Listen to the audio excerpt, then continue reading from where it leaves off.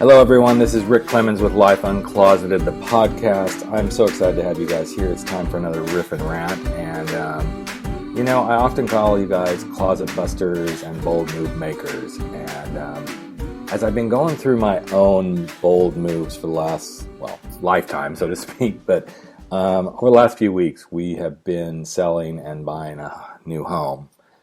Selling an old home and buying a new home. Let me clarify that. It got me thinking about what's in a move, what's in a bold move or any move in our life. And I wanted to share my thoughts around that today because I think we get hung up when we try to do these things we say we're going to do, and we don't realize there's actually several bits and pieces to this to actually making it happen.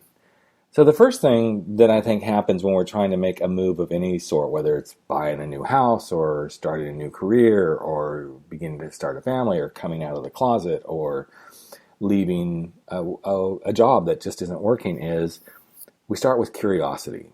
We get curious about things. So we got curious about living where we're going to live, curious about what it would look like if we made these changes. And as we got through the curiosity piece and started to get excited, we got into the actual, let's make this happen, the next thing that started happening was a lot of logic. Is this going to work? Is this not going to work? How do we do this? What are the pieces that need to happen? And of course, in typical form, we start getting the old house ready to sell.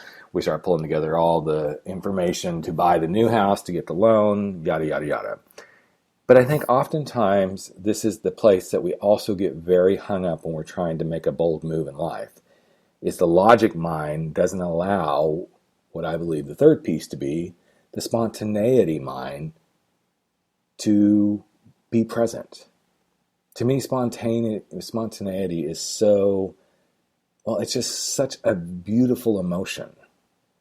And quite honestly, when we made this decision, we had been to my daughter's university in the town that we're moving, and on a whim went to look at some houses, and the first one that we looked at we fell in love with. And my poor daughter, she thinks we're probably following her to college, which we're not.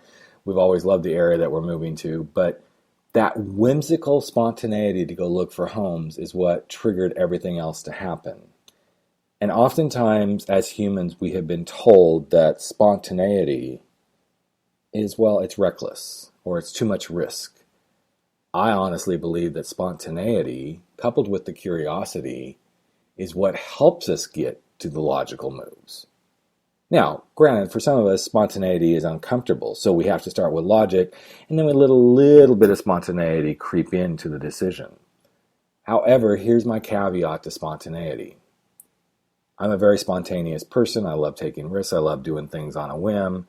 And I trust my intuition. This is one thing that I know to be true for me, is I've really dialed into my intuition saying, talk to me, guide me.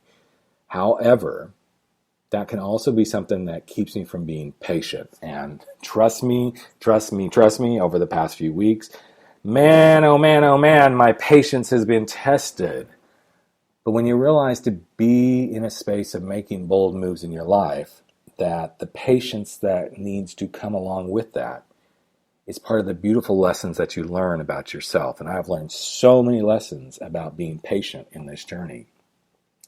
And to trust the patience is also part of the process. And that's really the fifth piece of this, is to trust the process. If somebody had told me that in less than a month, a little over a month, I guess, that I would be moving and changing my life completely, I would have said, okay, that sounds possible, but I would have held back a little bit of my spontaneity. My logic would have stepped into play. The curiosity would be there to follow through. But the one thing I would have to learn is patience. And the second thing I would have to learn is to truly trust the process. Which brings me back full circle to 1999, when I realized I could no longer be who I was. I could no longer be this heterosexual man hiding his gay self. And what I had to do was the 5 things I just talked through. I had to get curious about what it looked like if I came out of the closet. I had to let logic play a piece of the decision, but I also had to allow the spontaneity of realizing one particular thing led me to finally coming out of the closet. And that one particular thing was the guy that I met that made me see that things were completely different. In that spontaneous moment, it catapulted me into a life-changing event, which taught me a huge amount about being patient and about trusting the process. So I'm going to invite you, no matter where you are in your life, whatever the hell it is that you may be needing to uncloset yourself from, because these are all closet stories. Everything we're trying to do is about allowing ourselves out of the closet to be who we're meant to be. I want you to trust the process, be a little spontaneous, let the logic work where it needs to look, scoop up a whole bunch of patience to get through it, but never, ever, ever stop being curious about what it will look like when you start to live your life uncloseted. When you start to live your life uncloseted. So that's it. That's this week's Riff and Rant. Keep going out there and making your big, bold moves. Keep being curious, patient, logical, spontaneous, and trusting the process. Have a great few days, and we will be back with another episode of Life Uncloseted in just a few days. I'm your host, Rick Clemons, the Bold Move expert and coming out coach.